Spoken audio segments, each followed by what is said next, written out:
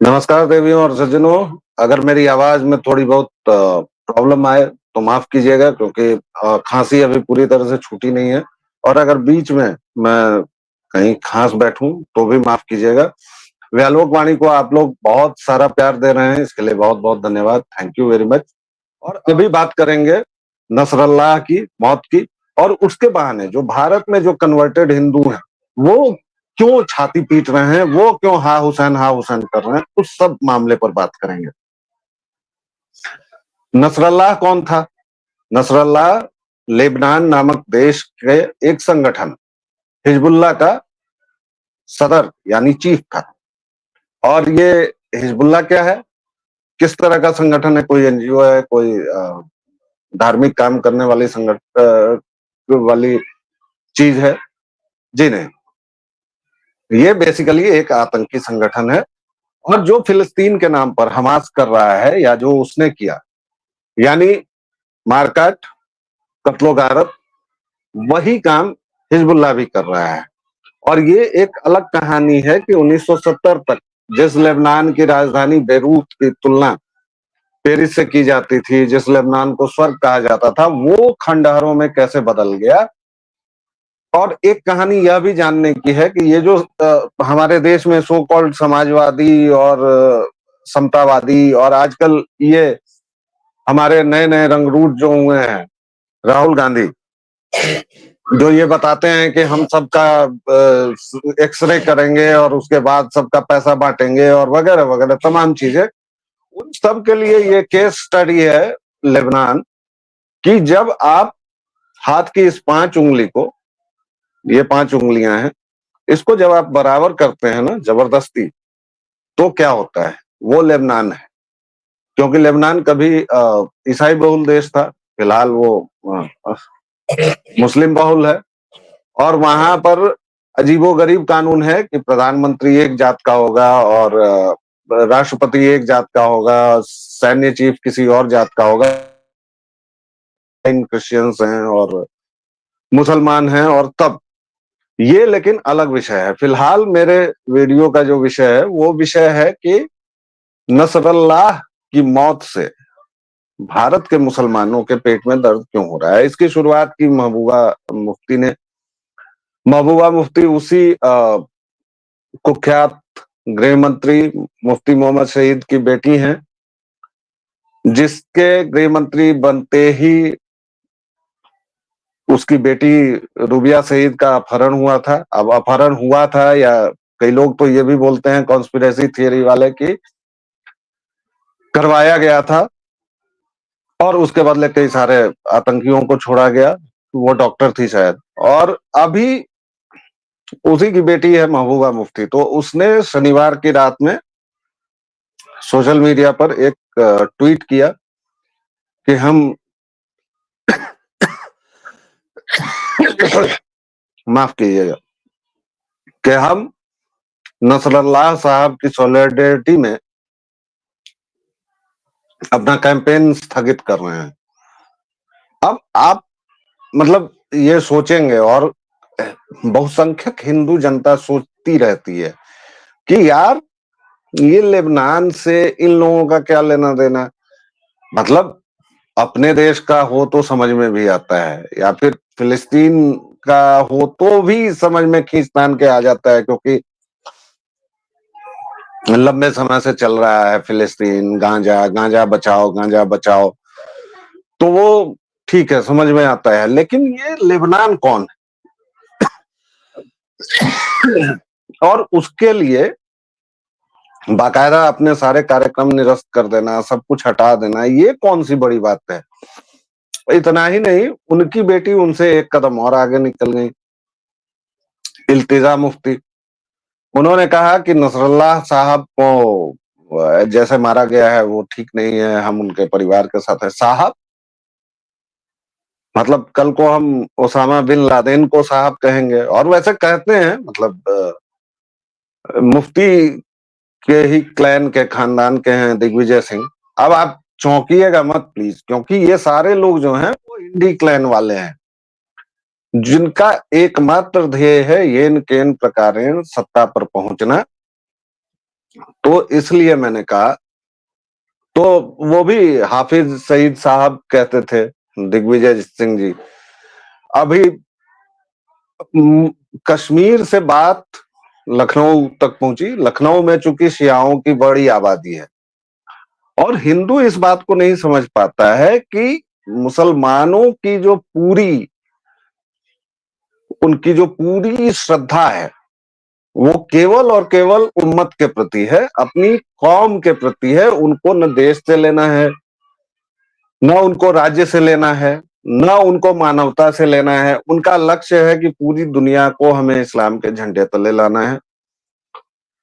अगर कोई non believer है, बिलीवर मतलब इस्लाम को मानने वाला, यानी वह जो मानता है कि ईश्वर एक है, तो नहीं चलेगा ना, अल्लाह एक है और मोहम्मद आखिरी मैसेंजर थे। ये दो चीजें अगर आप मानते हैं और आप कलमा पढ़ते हैं तो मुसलमान हैं। और अगर इन सब में से कुछ भी आप नहीं मानते हैं तो आप काफिर, और काफिर हैं तो वाजिबुल कत्ल है। इसीलिए आप देखेंगे कि जब भी फिलिस्तीन पर हो या गांजा पर हो या कुछ भी हो, भारतीय मुसलमान बहुत ज्यादा उछलने लगते हैं, और उसी तरह पाकिस्तान वाले भी। तो ये जो भारतीय उपमहाद्वीप में है, ये सब जीन तो एक ही है, वो तो कन्वर्टेड हिंदू ही है सबके सब। और आप देखिए कि असली मुसलमान ने क्या किया है। सऊदी अरब के प्रिंस ने साफ साफ कह दिया कि भैया हमें फिलिस्तीन से कोई लेना देना नहीं है, फिलिस्तीन मेरी प्रायोरिटी नहीं है, मेरी प्रायोरिटी मेरा देश है।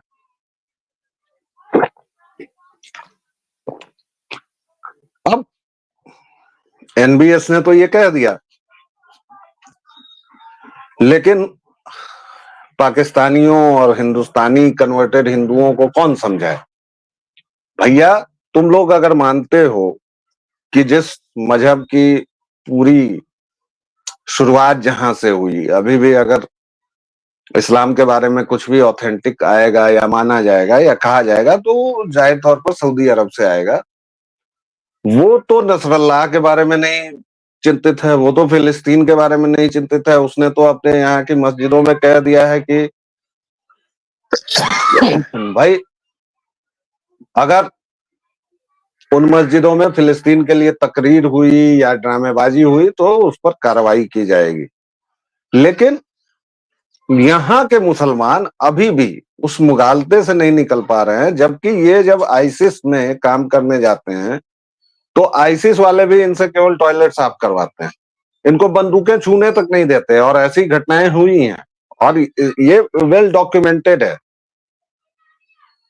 सऊदी अरब वाले इनको असली मुसलमान नहीं मानते हैं, असली मुसलमान क्या, मुसलमान ही नहीं मानते हैं। लेकिन ये जो कन्वर्टेड हिंदू हैं, चार कौड़ी के, चौथे दर्जे के, पांचवें दर्जे के कन्वर्टेड जितने भी हैं, मतलब भाई आप भारत में हैं, मतलब आपका कन्वर्जन हुआ है, या तो तलवार के डर से आपने सलवार पहनी है, या फिर उस समय की सत्ता में आपके बुजुर्ग लोग जो भी थे उन्होंने अपना कुछ लाभ वाभ करने के लिए आपको मुसलमान बनाया। तो इस बात को समझना पड़ेगा कि आप अरब से नहीं आए, लेकिन आपकी हरकतें सारी अजीब अजीब हैं। अब अरब में भाई वो आबेया पहनते हैं, चोगा पहनते हैं, जो भी करते हैं, तो वो रेगिस्तान है, धूल है, मिट्टी है, बहुत सारी चीजें हैं। यहाँ यार 45-48 डिग्री है टेम्परेचर। इसमें तुम यार ये टेंट और कनात पहना के क्या साबित करना चाह रहे हो। लोग पहले से ही जानते हैं कि तुम्हारा जहालत का मुकाम है, लेकिन तुम लगातार उसी पर लगे हुए हो। तुम माथे पर यहाँ पर चिपका ले रहे हो कि देखो देखो हम जाहिल हैं। इसकी जरूरत नहीं है तुमको। छोटे भाई का पजामा और बड़े भाई का कुर्ता पहनने की जरूरत नहीं है। तुम आराम से कुर्ता पजामा पहन के भी उतने ही मुसलमान रह सकते हो, लेकिन तुम रहोगे नहीं। और यही बात आती है कि चाहे कश्मीर हो या फिर बात जब लखनऊ पहुंची तो खैर वहां के ये हिस्से में तो बड़ी आबादी शियाओं की है, तो वहां भी 3 दिनों तक दुकानें बंद रहेंगी। आप अगर लखनऊ के भूल भुलैया में जाएंगे, वो जिसको पता नहीं क्या कहते हैं, बड़ा इमाम बाड़ा या छोटा इमाम बाड़ा या जो भी हो, उसमें अगर आप जाएंगे तो ईरानी नेताओं की बड़ी बड़ी तस्वीरें लगी रहती हैं, वो सब और बहुत आना जाना ये वो सब चलता रहता है। तो वहां तो आज बंद भी है, आज भी बंद है, कल भी बंद है। 3 दिनों का शोक भाई लोगों ने खुद से डिक्लेयर कर दिया है, सरकारें करें ना करें। और आप किसके लिए कर रहे हो यार? He was a bloody terrorist. आप एक आतंकी के लिए ऐसा कर रहे हैं आप। लेकिन आप देखिए कि चीजों को किस तरह घुमाया जाता है अपनी मीठी आवाज से, जो आपको हमको सबको किसी वक्त दीवाना बनाती थी। अब तो खैर मैं नहीं सुनता, बहुत वर्ष हो गए।